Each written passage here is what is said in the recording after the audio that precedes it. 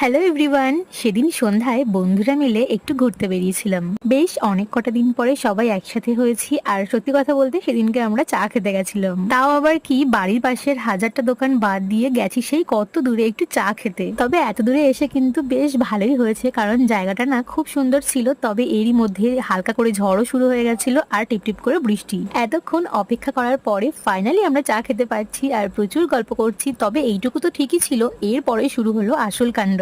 আমাদের প্ল্যান ছিল যে আমরা শুধুই চা খাবো, তবে সেটাও কি সম্ভব বলো? তাই জন্য আমরা সবাই কিছু কিছু অর্ডার করেছিলাম। তো বার্গার ছিল, ফ্রেঞ্চ ফ্রাই ছিল, আর আমি অর্ডার করেছিলাম মোমো। যেই মাত্র খাবারটা আমরা হাতে পেলাম আর সেই মুষলধারে বৃষ্টি শুরু হয়ে গেছে। আর যেহেতু ওখানে কোনো শেডও ছিল না, তো আমরা তো পুরো ভিজে গেছিলাম আর কিছু করারও ছিল না। তবে এর মধ্যে কিন্তু একটা আলাদাই মজা হয়েছিল। তোমাদেরও কি বন্ধুদের সাথে এরকম মজার এক্সপিরিয়েন্স ঘটেছে? তবে কিন্তু অবশ্যই আমাকে জানিও। মিনি ব্লগটা ভালো লাগলে লাইক, আর নতুন হলে সাবস্ক্রাইব করে দিও।